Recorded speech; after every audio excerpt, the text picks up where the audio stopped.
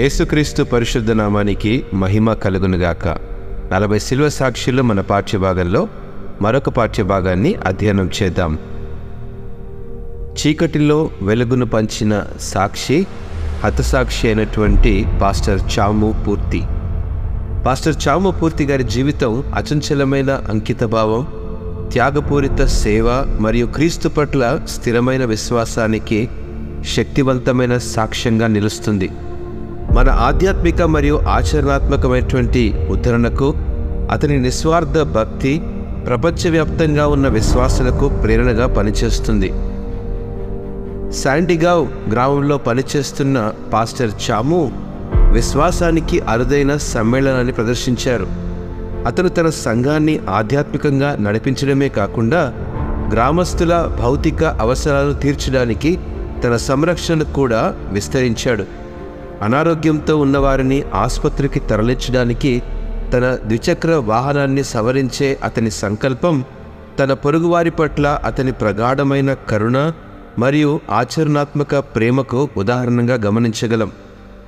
విషాదకరంగా October 13వ తేదీ రాత్రి కొందరు దుండగులు పాస్టర్ చాము యొక్క శాంతియుత పరిచర్యను హింసాత్మకంగా అడ్డుకున్నారు.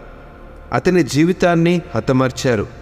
అతని భార్య సహోదరి సోనంని పూర్తి భయంకరమైన దాడిని ధైర్యంగా ఎదుర్కొంది. ఆ సమయంలో తమ కుమారుడితో తప్పించుకోగలిగింది. శోకతప్త హృదయంలో తమ ప్రియమైన పాస్టర్ను కోల్పోయింది.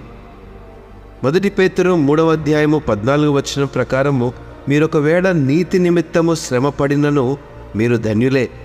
వారి బెదిరింపునకు భయపడకుడి, కలవరపడకుడి. అవును ప్రియ దేవుని బిడ్డలారా, వినాశకరమైన నష్టంలో విశ్వాసులు చెల్లాచెదురైనప్పటికీ సహోదరి సోనప్తి పూర్తి పరిశుద్ధాత్మ ద్వారా ప్రేరణ పొంది తన భర్త వారసత్వానికి ఆజ్యం పోసింది. ధైర్యంగా వారి ఇంటిలో ఆరాధన సేవలను పునఃప్రారంభించింది. పాస్టర్ చాము యొక్క విశ్వాసం, ప్రేమ మరియు సేవ యొక్క వారసత్వాన్ని కొనసాగిస్తూ ఈరోజు 7 కుటుంబాలు ఆమెతో ఆరాధించడానికి గుమికూడాయి. అతని త్యాగపూరిత సేవ మరియు క్రీస్తు పట్ల అచంచలమైన విశ్వాసం చీకటిలో వెలుగు యొక్క సాక్ష్యంగా పనిచేస్తాయి. క్రీస్తుకు మరియు దేవుని రాజ్యానికి మన స్వంత అంకిత భావాన్ని పరిశీలించమని సవాలు చేస్తాయి. వేధింపులో వ్యతిరేకత ఎదురైనా ఆత్మత్యాగంతో ఇతరులకు సేవ చేసేందుకు, క్రీస్తు ప్రేమను ధైర్యంగా ప్రకటించేందుకు, విశ్వాసంలో దృఢంగా నిలబడేందుకు పాస్టర్ చాము జీవితం స్ఫూర్తినిస్తుంది. సువార్తను వ్యాప్తి చేసే అతని పనిని కొనసాగించడం ద్వారా మరియు అవసరమైన వారికి ప్రేమ మరియు కరుణను అందించడం ద్వారా మనం అతని జ్ఞాపకాన్ని గౌరవిద్దాం. ఇట్టి మాటలను దేవుడు ఆశీర్వదించునుగాక. ఆమేన్.